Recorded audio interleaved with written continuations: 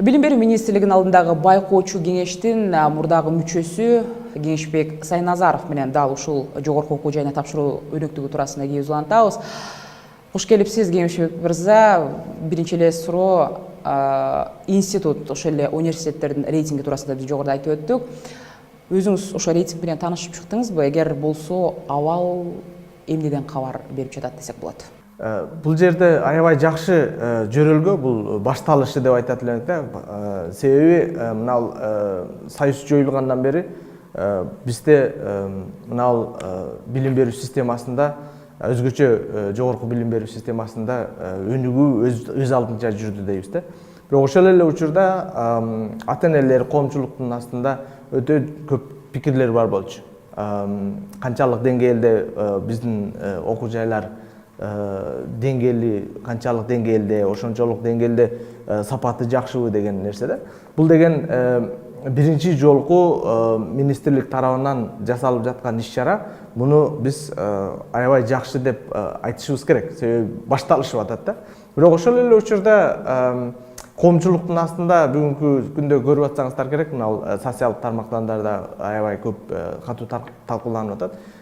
Бир-эки бүдөмүк суроолор болуп атат да. Мунун максаты эмне болчу? Акырында жыйынтыгы эмне болот?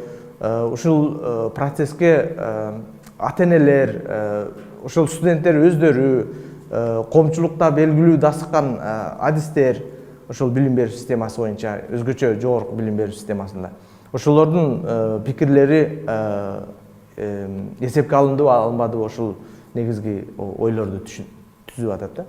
А так болбосо мына негизги иш-чара бул жакшы жөрөлгө, бул нерсени көчүп бара барып түзүлөт деген сыяктуу айтсак болот да азыр. Сиздин баамыңызда Кыргызстандагы ошол 30 чакты мамлекеттик, анандагы 20га жакын жеке менчик окуу жайларындагы билим берүүнүн деңгээли мыкты дегендерге кошулат белеңиз? Мен антип айтышым жеке пикир болуп калышы мүмкүн.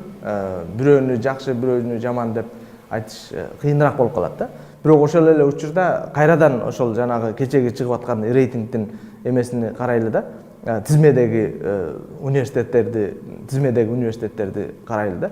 Ошол тизмеде Америка университети, Токмоктогу эл аралык университет, ошол университеттер эмне үчүн кирбей калганы бир аз таң калтырып атат да. Себеби эгерде карап көрсөңүздөр, менин негизги критериим бардык эле жерде, мектептерде дагы, жогорку окуу жайларында дагы негизги критерийлердин бирөөсү ошол мектепти же жогорку окуу жайын бүткөндөн кийин бүтүрүүчү өз алдынча жашоодо өз алдынча ордун таап кете алабы же кете албайбы деген негизги критерийлердин бирөөсү мен үчүн иштейт да. Мисалы үчүн университетти ар бирибиз окушубуз мүмкүн. Бирок бүткөндөн кийин ошол өзүбүз квалификациябыздын деңгээли менен жараша иш таап кете алабызбы, андан ары жашообузду улап кете алабызбы, негизги критерий деп ойлойм. Жогорку билим берүүдөгү башкы маселе Кыргызстан бул жемкорлук окууга өтүүдөн баштап, ошол эле сессия диплом алганга чейин акча менен иш бүтүрсө болот, анан системадагы бул көрүнүш менен кантип күрөшсө болот деген суроо жаралат. Жогорку окуу жайындагы паракорлук, коррупция аябай чоң маселелердин бирөөсү. Көрүнгөн дагы жактары бар, көрүнбөгөн жактары да бар. Аны менен кескин түрдө жок кылып жибериш деген менин оюм боюнча бул туура эмес, реалдуу жооп эмес да. Бирок ошонун ичинде бир аз кыскартса болот. Бирок аны кыскартыштын башталышы ошол окуу жайлардын башкарып турган адамдардан башталыш керек.